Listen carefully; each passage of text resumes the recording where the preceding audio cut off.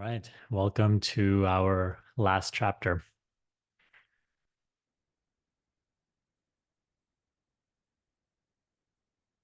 Little by little, we made it to chapter 18, freedom and renunciation. Crazy, right? Just one day at a time, and it all gets done. I remember when I just started making this, I just thought to myself, like, oh, it's a lot to cover, but just day by day, taking it in a simple way, a little bit at a time, appreciating one chapter at a time, it all gets done. And that's my advice to you with everything else in life, both personal and spiritual. Take it one day at a time. Don't look at don't look far in the journey. Journey is all relative. If you do keep looking forward, it will always feel like never ending and too overwhelming and a lot to be done. But when you just keep being here now and appreciating the current step, there is another form of fulfillment in that. That's like true fulfillment in just being here now and letting what currently is appearing appear, living what is currently being seen, experienced. But okay, let me get into the chapter now. Otherwise, I'll keep rambling. So, this is a beautiful chapter, and I feel like this video is going to be long because there's a lot to cover here. This is a long one, a long chapter where Krishna goes over a lot of stuff before he finally ends his dialogue with Arjuna.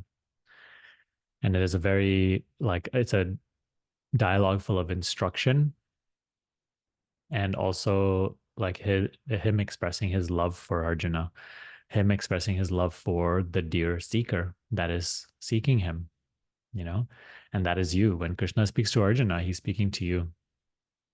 It's your inner self speaking to you, your true self speaking to you, God speaking to you.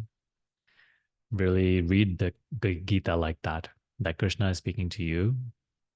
And, you know, as he is calling upon Arjuna to live this path of yoga, he's calling upon you.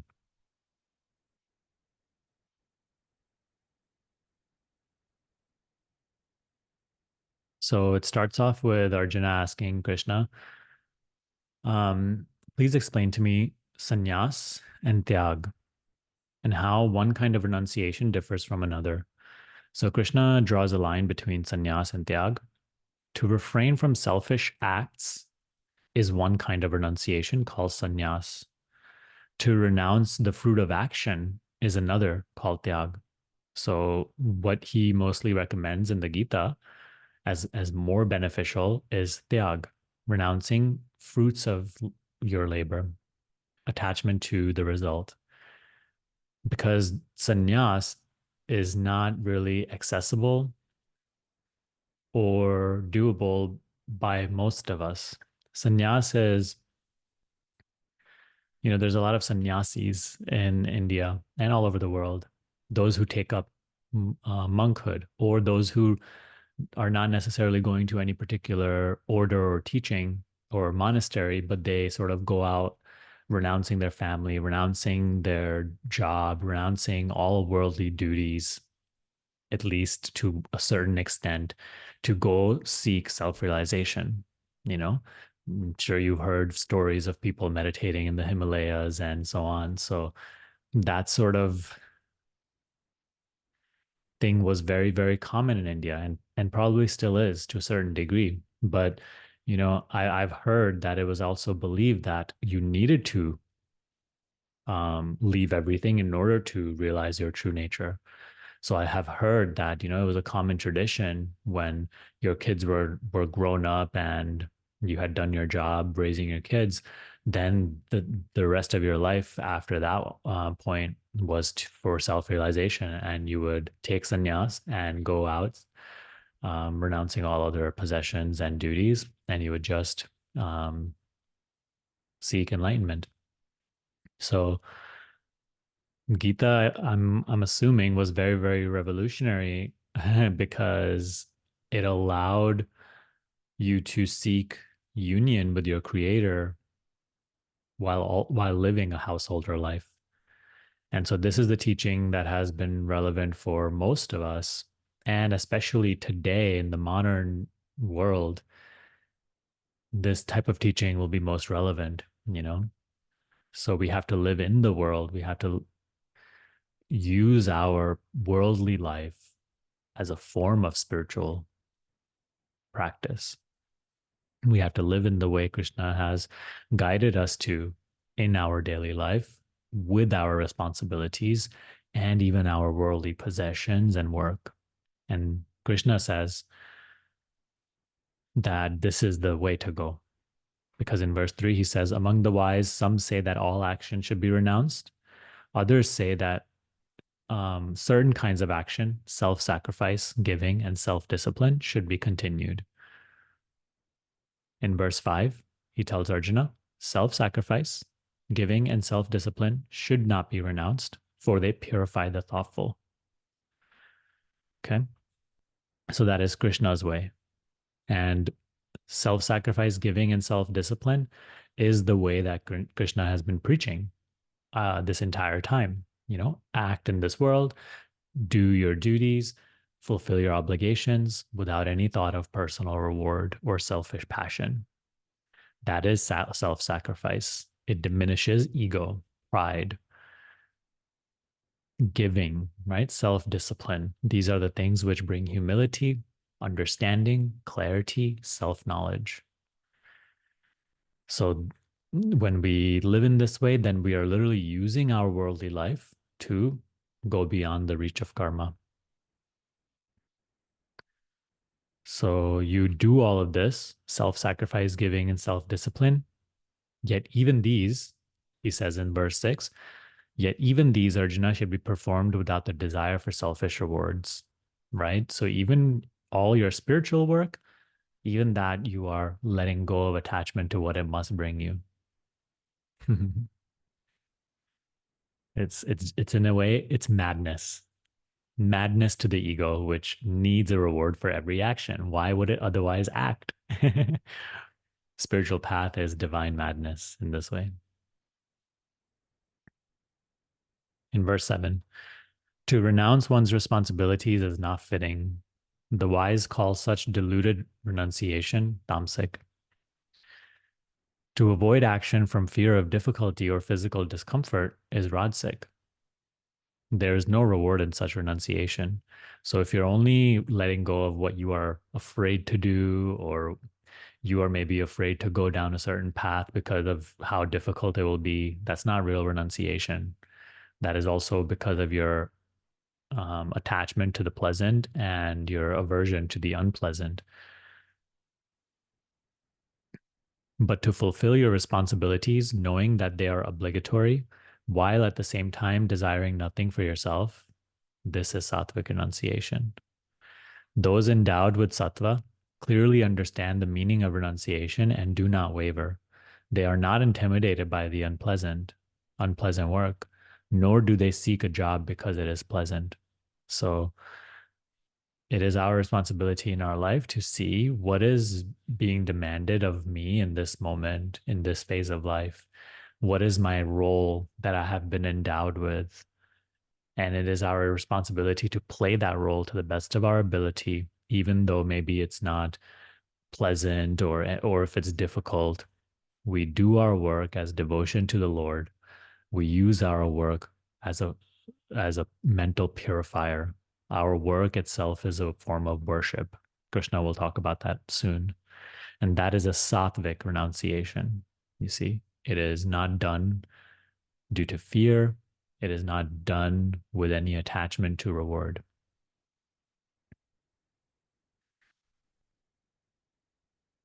And don't think that, like, hey, my nature is more rajasic.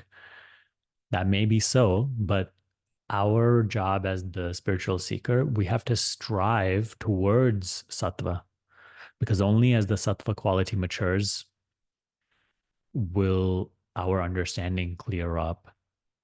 Are we going to become more open for Krishna's presence to shine ever more clearly in our experience? The Rajasic mind is incapable of understanding the truth. You see, so that's why this purification is necessary. So don't think that, hey, I can hold on to the Rajasic values and viewpoints and also understand the truth. It's just not possible. We have to, like, the mind has to mature into a sattvic dominancy. Only then does it become possible to go beyond the three gunas. The Rajasic guna, it keeps us bound to the world through selfish attachment, which only reinforces personal identity and the belief I am the doer. And the belief I am the doer is like the moon, which blocks the sun. You know, it is a total eclipse and it's a darkness. Okay. In verse 11, as long as one has a body, one cannot renounce action altogether. True renunciation is giving up all desire for personal reward. And Ramana Maharshi says this too in his teachings that like the sun upon rising, the moment the sun rises, all creatures they arise also and they perform the work that they are endowed with, and then eventually they rest. So here, it says, as long as you have a body, you cannot renounce action altogether. To even breathe is to act. To eat is to act. So action should not be renounced and it need not be renounced. Use that action to purify your mind. Do it. So it says true renunciation is giving up all desire for personal reward, not making everything a means to an end for some personal gain. Those who are attached to personal reward will reap the consequences of their action, some pleasant, some unpleasant, some mixed. But those who renounce every desire for personal reward go beyond the reach of karma. So this is a really important distinction that Krishna makes here. If you are attached to personal reward, you will get reward. Sometimes it's going to be pleasant, sometimes unpleasant, sometimes mixed. But notice that pleasant, unpleasant, or mixed, it's in the world. So attachment to reward will keep you worldly. Whereas renouncing the desire for personal reward will help you go beyond the world, beyond the reach of karma. You won't keep getting more and more entangled in the web of karma, which will keep driving you into action, but rather it will help you transcend the web of karma, slip out of the sticky web of karma.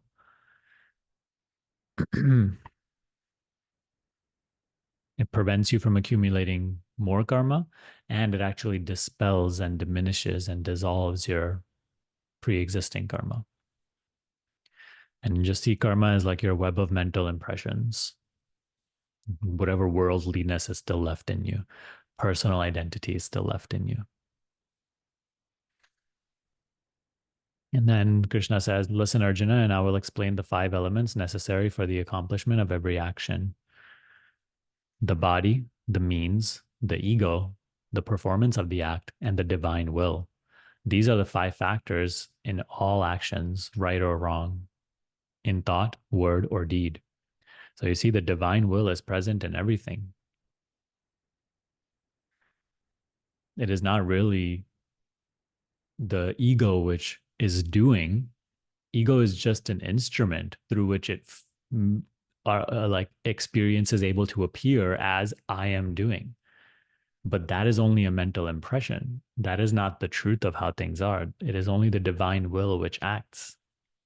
The personal egoic will is only an illusion, an appearance, which gives us the impression, the capacity to experience the feeling of this body, am doing. So it is more so an appearance rather than the truth of how things are. In truth, it is only the divine will which acts.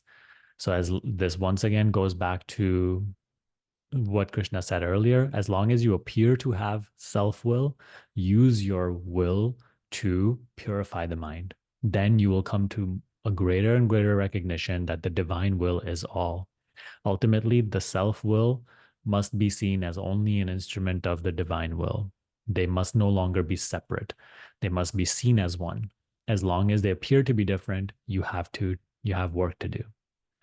Use it. Now you have heard this teaching, so use your will to purify the mind of wrong impressions so that you come to understand that your will is God's will.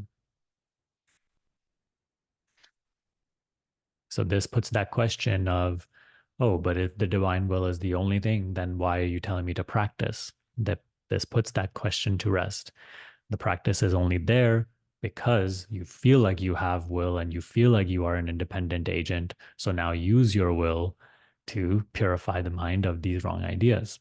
And you do that through selfless work. You do that through meditation, spiritual practice. To the mind, spiritual path is full of contradictions and paradoxes. Embrace it. Don't feel like it is a conflict. Don't get frustrated. Otherwise, you'll only feed the ego more and more. Stop working against yourself. In verse 16, those who do not understand this think of themselves as separate agents. With their crude intellects, they fail to see the truth. The person who is free from ego, who has attained purity of heart, though he slays these people, he does not slay and is not bound by his action. So, of course, he's just giving the example to Arjuna, who is in the battlefield. And he's giving that example that one who understands the truth, even though he may be playing the role of a warrior, slaying all these people, he does not really slay those people. And he is not bound by his action. He does not accumulate any karma. You know, we can see that like a realized man or woman, a realized person is like free, empty. They're not really there. It is only, it is like emptiness acting. It is like just divine will happening. There's no one there to take credit, to claim doership, or to suffer. There's no one there to be hooked into. It is just life happening. Whatever idea you can possibly make of this is not what it actually is. So let go of trying to conceive what that state is like, because it is not a state that you can conceive.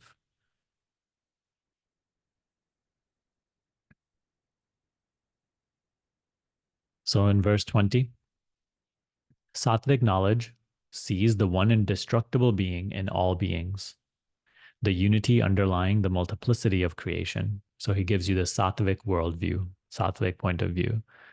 Rajasic knowledge sees all things and creatures as separate and distinct. And Tamasic knowledge, lacking any sense of perspective, sees one small part and mistakes it for the whole. So you see, it is like the lower you go, the more limited your worldview becomes and the more diluted you become. In verse 23, work performed to fulfill one's obligations without thought of personal reward or of whether the job is pleasant or unpleasant is sattvic. So we should strive to act in this way.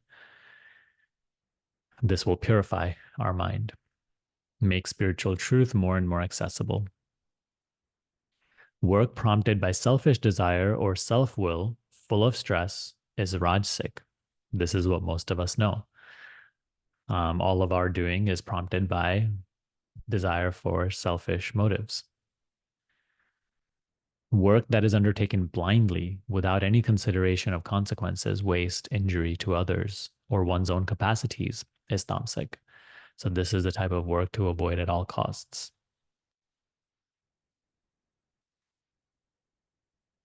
In verse 26, Sattvic workers are free from egotism and selfish attachments, full of enthusiasm and fortitude in success and failure alike. Again, strive to be like the Sattvic. Don't wait for it to just happen to you. Strive to embody their values and the way they see the world and how they work, and you will naturally mature into that. That's how I feel. That's how I look at this entire practice wherever I feel that, I wherever I observe within myself impurities or expressions of the Rajasic and Tamasic, I then try to simply strive to embody the Sattvic. And I just let that be a practice of itself. And the best part is that, like, as you meditate, and I know in the self inquiry school, like, our main thing is self inquiry meditation. As you meditate, you will naturally see a greater sattvic quality being born in everything you do, in the way you see the world, and how you think, feel, speak, and act.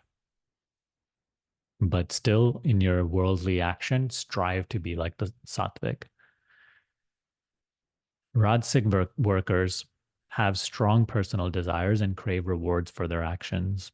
Covetous, impure, and destructive, they are easily swept away by fortune, good or bad. So, Rajasic, this is um, it's funny because when we encounter the spiritual path, we feel like, oh my God, I'm letting go of desire for reward. But I thought that's the way to live life. But see what desire for personal reward, like what state it constantly keeps you in. You are totally dependent on outer conditions. And we, in that state, we totally get swept away. If things are good, we totally lose ourselves and get attached to it. And when things are bad, we totally lose ourselves and are miserable. So the Rajasic are entirely dependent on outer conditions.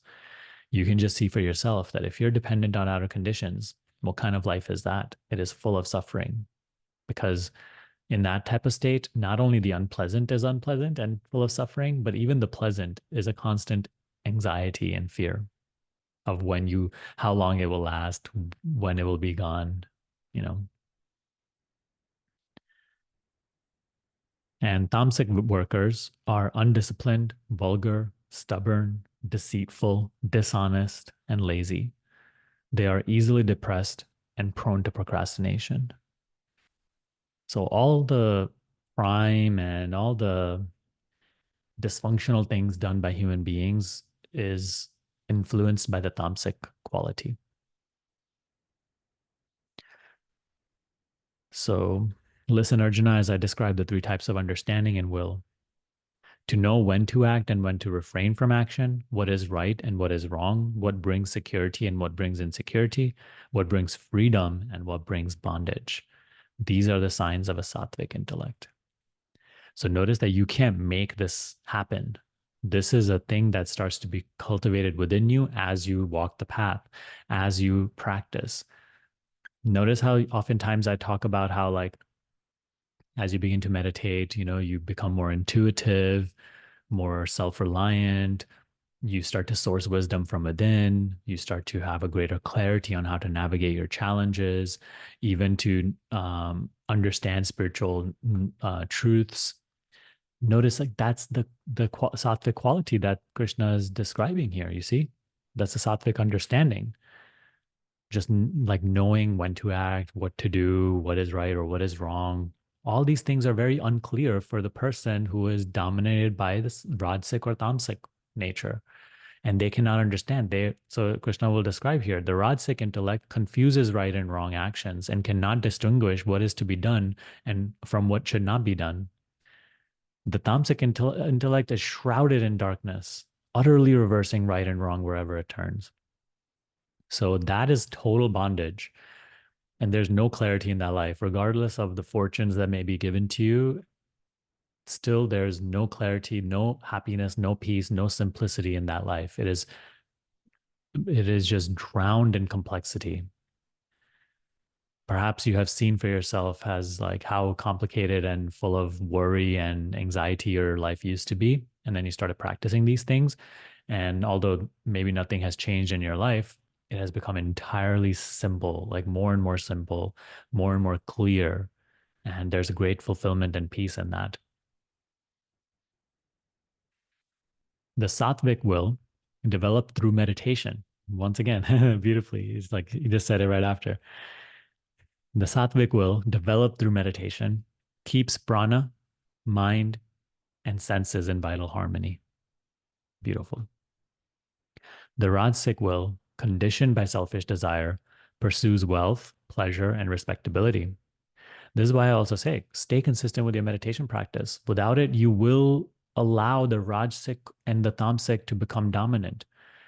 Meditation is one of the, in my opinion, one of the most crucial spiritual practices, which allows us to really live in the way that Krishna talks about, and it allows the sattva gun to manifest more and more intensely within our hearts. So, very important to be consistent with meditation, no matter how spiritually advanced you think you have become. If anything, that is the very type of egoic pride which you need to stay consistent with meditation because of. Because if you feel like you have become too advanced that you don't need to be consistent with your practice anymore, you are already deluded. if if masters, spiritual masters, can still have a consistent meditation practice, so can you. And the tamasic will shows itself in obstinate ignorance, sloth, fear, grief, depression, and conceit.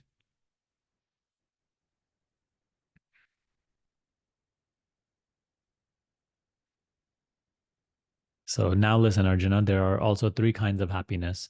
By sustained effort, one comes to the end of sorrow. That which seems like poison at first, but tastes like nectar in the end, this is the joy of sattva, born of a mind at peace with itself. So you can just see meditation itself. It is bitter in the beginning. It is not pleasant, but gradually it matures into a more and more fulfilling, peaceful, happy thing. So see, with all things sattva, let's say even when you're doing unpleasant work, difficult work, without desire for personal reward, it is unpleasant at first, but it matures into a beautiful thing. So that type of happiness is sattvic. It's not just instant gratification or pleasure of the senses. It is much deeper than that. In verse 38, pleasure from the senses seems like nectar at first, but it is bitter as poison in the end. This is the kind of happiness that comes to the Rajasic. So as long as you are attached to reward, this is the type of happiness that will come to you. You will have experiential pleasure, but that pleasure will always turn into pain, such as the nature of experience. That's why Buddha taught us to observe experience and how it is impermanent and how it promises us happiness, but it cannot deliver that happiness. It can only deliver you momentary, fleeting pleasure that always ends in sorrow. That's why desire always ends in pain only. Even when it is fulfilled, it only leads to pain. Those who are tamasic draw their pleasures from sleep, indolence, and intoxication. Both in the beginning and in the end, this happiness is a delusion. It's not really happiness. And it is the most painful. Verse 40, no creature, whether born on earth or among the gods in heaven, is free from the conditioning of the three gun. The different responsibility found in the social order, distinguishing Brahmin, Shastriya, Vaishya, and Shudra, have their roots in this conditioning. So if you've learned a little about India, and especially ancient India, there was a very rigid caste system. And perhaps it used to work back in the day when the community or the country was much more rooted in spiritual knowledge. But I think as spirituality declined, the caste system became more so like a social limitation and riddled with impurity rather than being the system that it was designed as. The caste system was basically designed according to the unique nature of the role that people were born into, perhaps distinguished by the spiritual masters of that generation. So, as Krishna describes here, the responsibilities to which Brahmins are born, and Brahmins was considered to be the highest caste, they're generally full of their nature is self-control, tranquility, purity of heart, patience, humility, learning, austerity, wisdom, and faith. They were the spiritual leaders of the entire community. The qualities of Shastriyas, based on their nature, are courage, strength, fortitude, dexterity, generosity, leadership, and firm resolve to never retreat from battle. So these are the leaders of society also. The warriors, the business people, perhaps. I don't know fully the caste system. Their occupations suitable for Vaishya are the occupations suitable for Vaishya are agriculture, dairying, and trade. So all that stuff doesn't matter as much, but know what he's going to describe why he's describing these things, why he's sharing these things. Verse 45, by devotion to one's own particular duty, everyone can attain perfection. Your own particular duty is the role that you have been endowed with in this life. You have to figure that out for yourself. And it's not that hard. Ultimately, it is just the life situation that you are in now, the work that you feel most drawn to, that feels natural to you, that you or may not feel natural to you. You may not feel like you even like to do that work, but it is something you have been put in and you maybe don't have any way out right now of that work. Then that is the work that you need to be doing right now, fulfilling your obligation and devoting yourself to your own duty right now, the role that you are playing right now.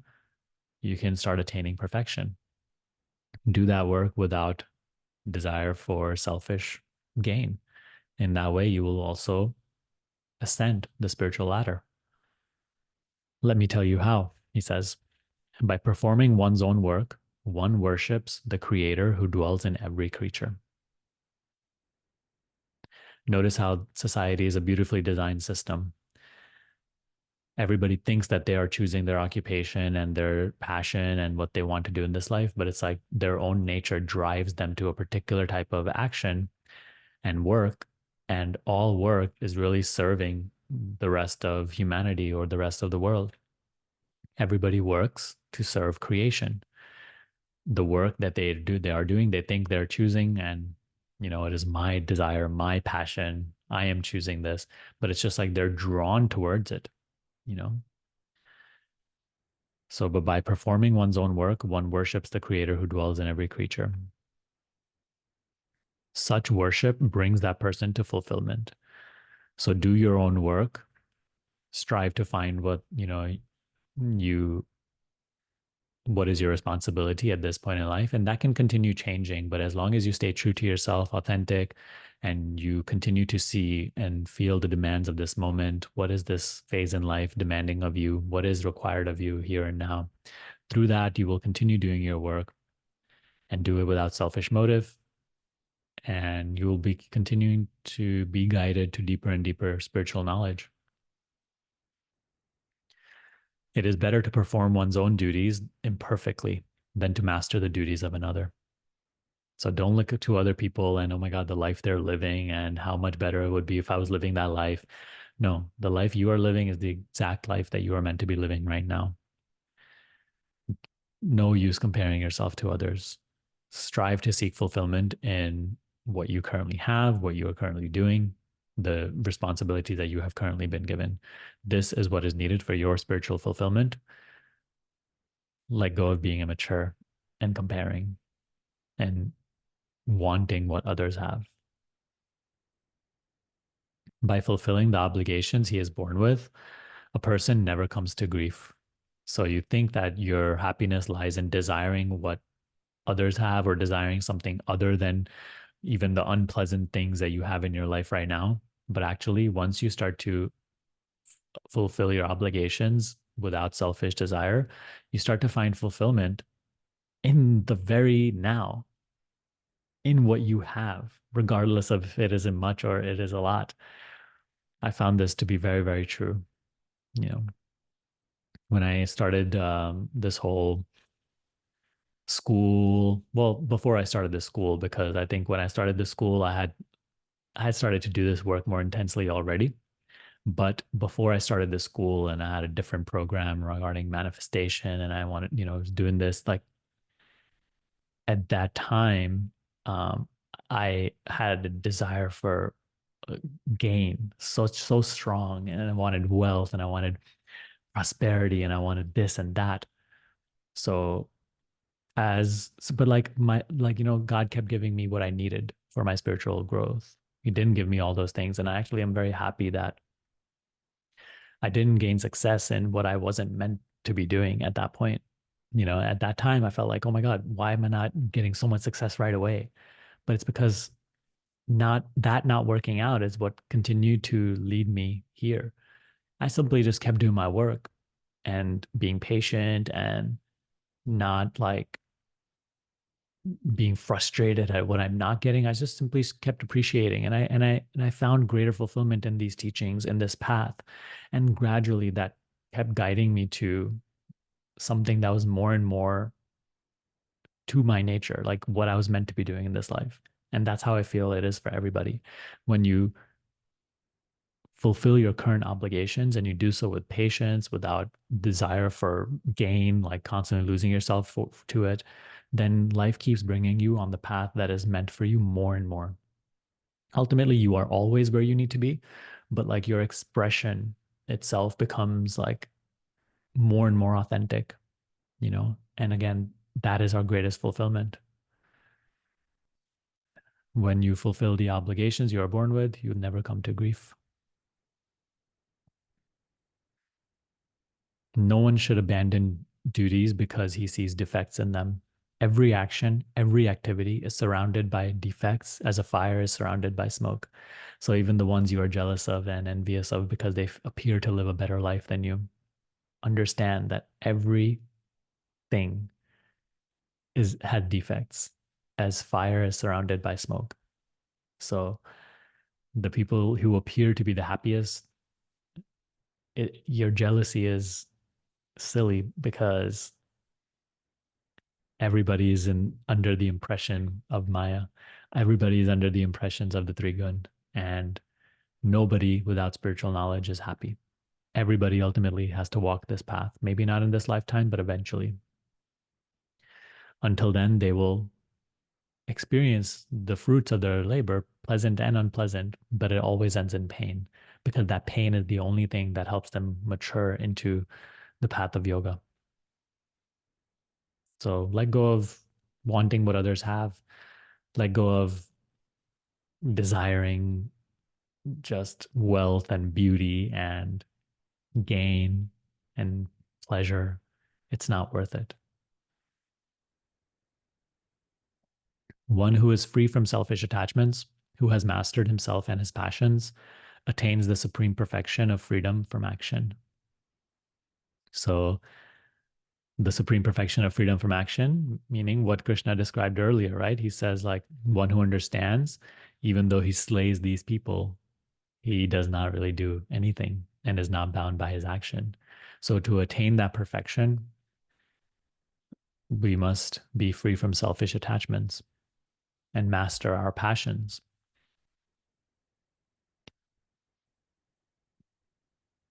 So then he says, listen, Arjuna, and I will explain to you how one has attained perfection. One who has attained perfection also attains Brahman, the supreme consummation of wisdom. Long chapter, this one. But here, Krishna starts with a lot of instruction to finally, it's almost like the grand finale of the Gita. Unerring in discrimination, sovereign of the senses and passions, free from the clamor of likes and dislikes. Such a one leads a simple, self-reliant life based on meditation, controlling speech, body, and mind. This is your work. This is our work. We must strive to be like this. Free from self-will, aggressiveness, arrogance, anger, and the lust to possess people or things. They are at peace within themselves, and they are at peace with themselves and others and enter into the unitive state. United with Brahman, ever joyful, beyond the reach of desire and sorrow. Notice how he puts them together, desire and sorrow. They are not two, but one. They have equal regard for every living creature and attain supreme devotion to me. By loving me, they come to know me truly, and they know my glory and enter into my boundless being. All their acts are performed in my service, and through my grace, they win eternal life.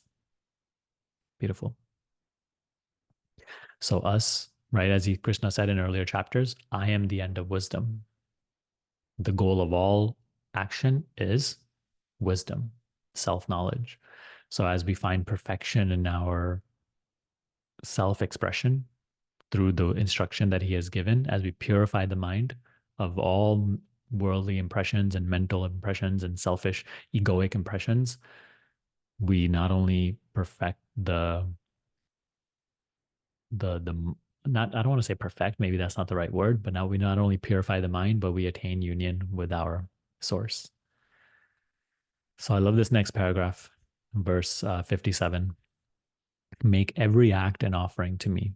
Regard me as your only protector. Relying on interior discipline, meditate on me always. Remembering me, you shall overcome all difficulties through my grace. Very comforting and reassuring verse. But if you will not heed me in your self-will, nothing will avail you. Meaning, if you do not remember Krishna, you do not know your inner self, and whatever you do, you will not find fulfillment. You will keep missing what you seek. So this is something I even have written on my board over there. Make every act an offering to me. Regard me as your only protector. Meditate on me always. Remember me and you shall overcome all difficulties through my grace. So in all difficult times, find your inner self as your only refuge. And through his grace, you will be endowed with all the strength and resources you need to overcome any difficulties that the world throws at you. I found this to be very, very true the more I live life. And upon coming to this knowledge, you will have to apply it. There's no other way. Meaning, your life circumstances will require you to apply this more and more.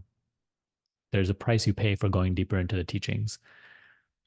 The deeper you want to go in the teachings, the more and more life requires you to apply the teachings. Otherwise, life will become too painful for you. It is sort of like a way it's like a program designed to make you go deeper and deeper. You can't really settle for experience the way it was anymore. If you egotistically say, I will not fight this battle, your resolve will be useless. Your own nature will drive you into it. Your own karma, born of your own nature, will drive you to do even that which you do not wish to do because of your delusion. So your own nature will drive you to do even the things that you don't wish to do out of fear of difficulty. So do what you are endowed with, fulfill your duty and obligations without desire for a reward.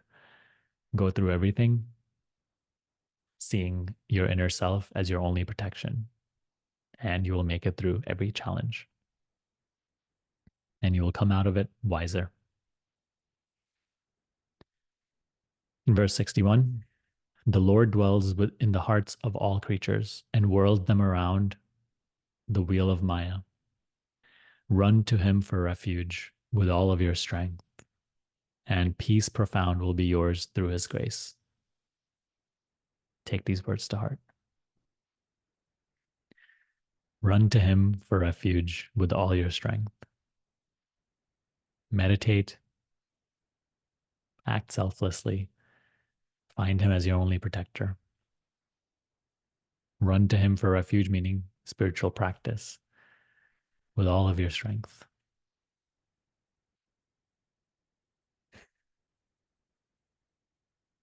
I give you these precious words of wisdom. Reflect on them and then do as you choose. These are the last words I shall speak to you, dear one, for your spiritual fulfillment. You are very dear to me. Again, when he's speaking to Arjuna, he's speaking to you. Be aware of me always. Adore me. Make every act an offering to me, and you shall come to me. This I promise, for you are very dear to me. Abandon all supports and look to me for protection. Your money won't save you. Your health won't save you. Your relationships won't save you. Your knowledge won't save you. anything you amass in this world will not save you. Abandon all supports, not meaning you have to give those things away, but simply stop seeking security, stability, identity in those things. Look only to Krishna for protection, your own inner self. I shall purify you from the sins of the past. Do not grieve. Keep turning within. Keep turning within. Make your entire life an ode to Krishna. Everything you do is for spiritual fulfillment.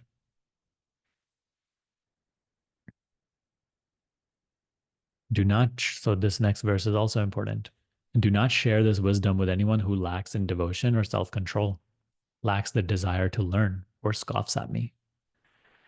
Those who teach the supreme mystery of the Gita, also, so before we get into that one, don't try to force this teaching onto everybody. Maybe you've done that in the past. I certainly have in the beginning, not particularly the teaching of Gita, but spiritual teachings. You know, we see the spiritual teachings enrich our life so much, so we want to share with others. But Krishna says here, do not share the wisdom with anyone who lacks the desire to learn. So those who teach the supreme mystery of the Gita to all who love me perform the greatest act of love. They will come to me without doubt.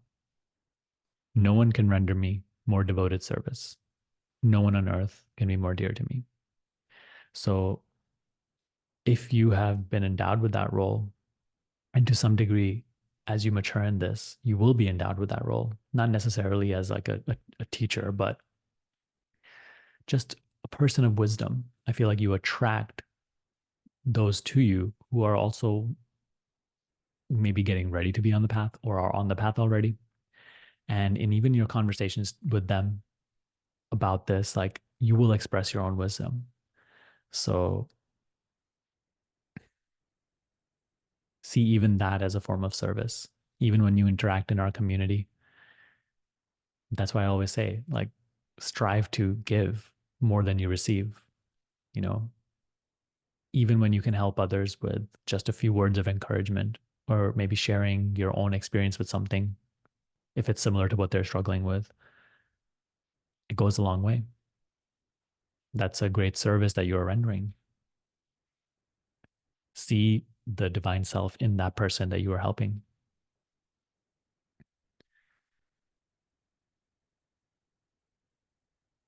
Help those who come to you and desire your help. In doing that, you will be rendering a great service. But don't strive to teach this to anybody who is not ready. They must feel the call from within themselves. You cannot make that happen. Krishna will call them when it's their time.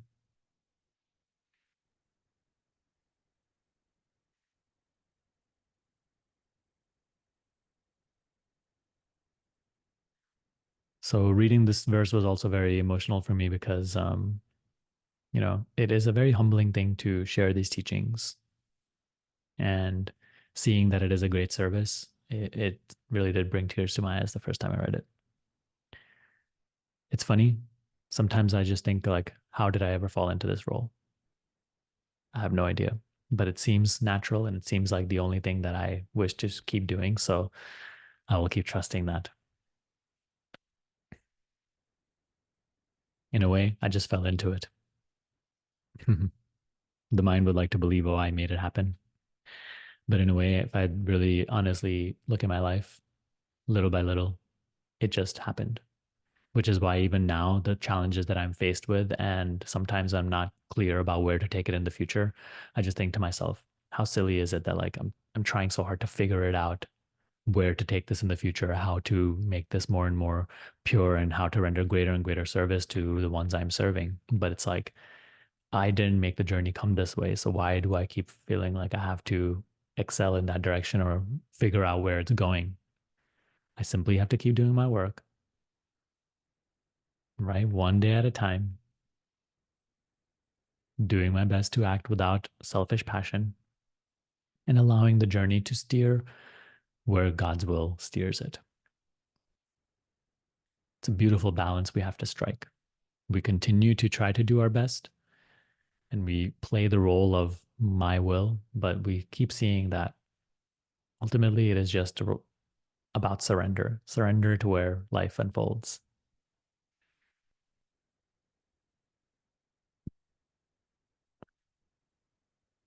Also, one of the greatest ways we teach others is by embodying this wisdom. I've really found that other people are influenced by our aura, our presence, our the way we live life, the way we face challenges.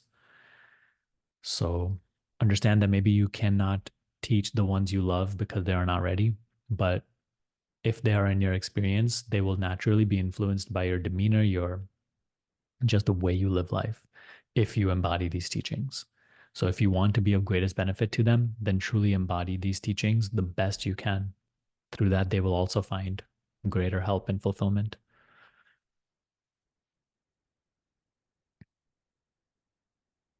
Those who meditate on these holy words worship me with wisdom and devotion. Even those who listen to them with faith, free from doubts, will find a happier world where good people dwell. So you see, spiritual wisdom just brings happiness and prosperity, simplicity and peace. So walk the path.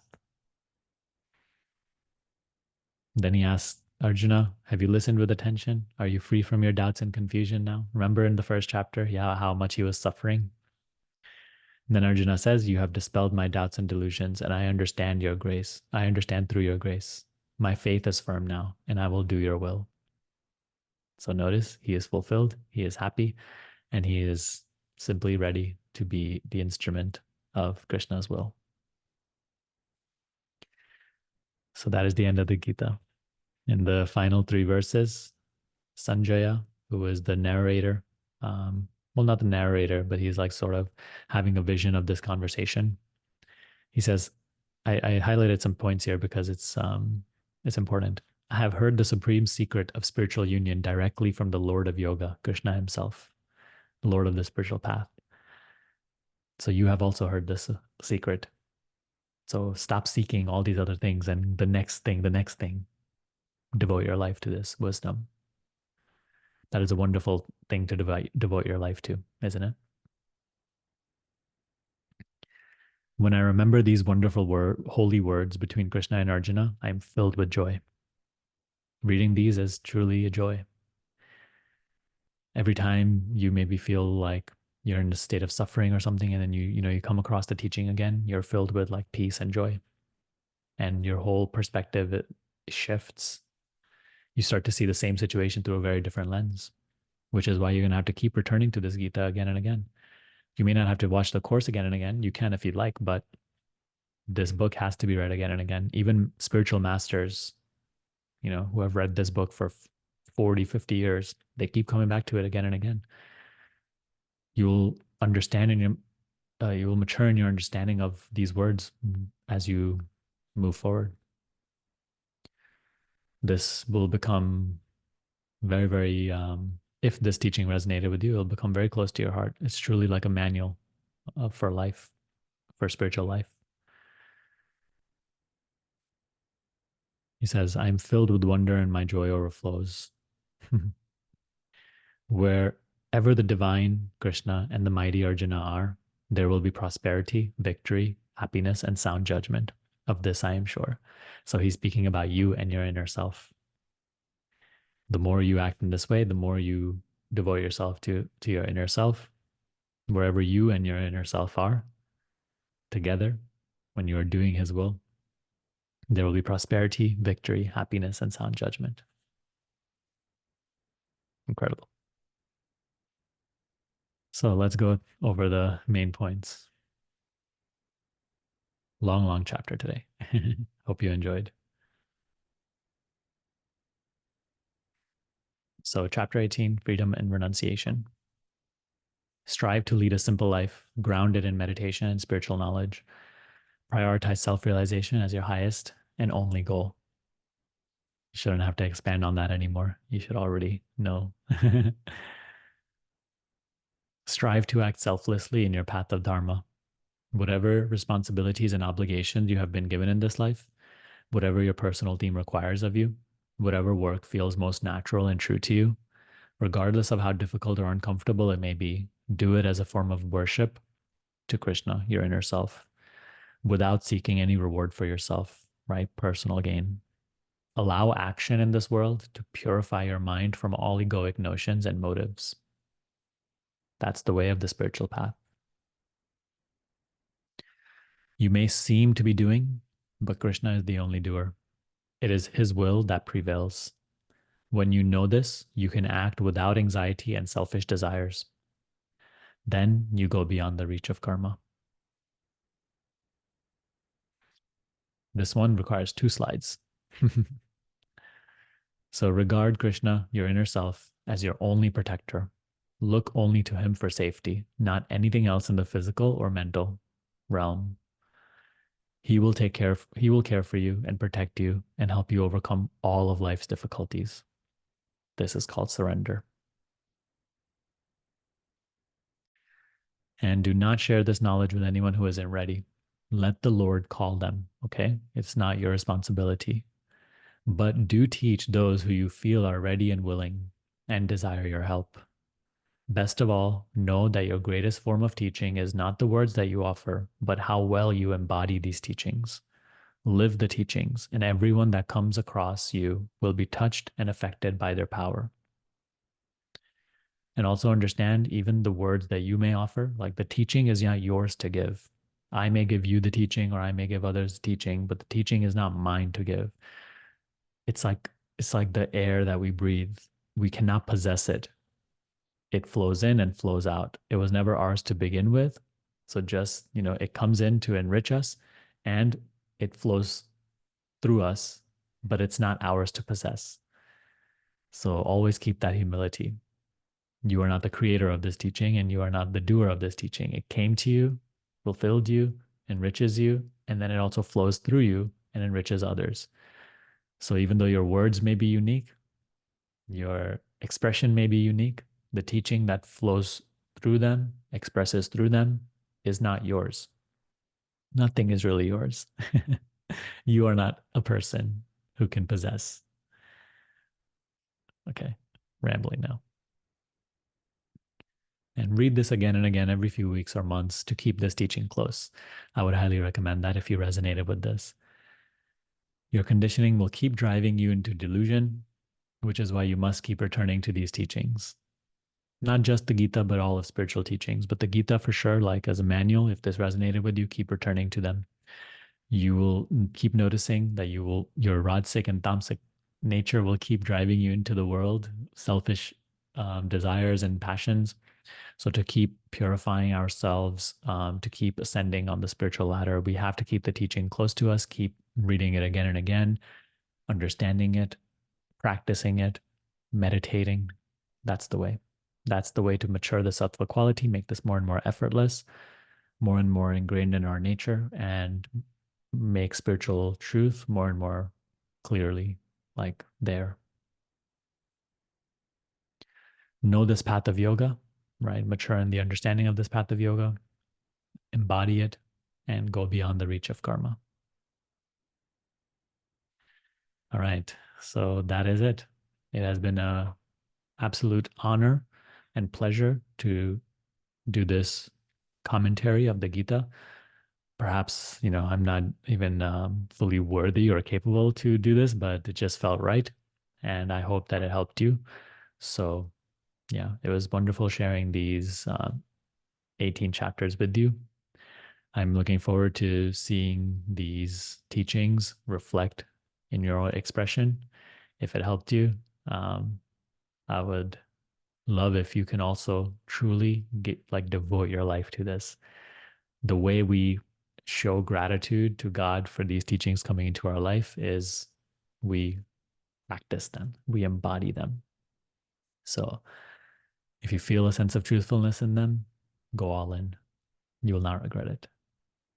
Let me know what you thought of this entire course and if it helped you.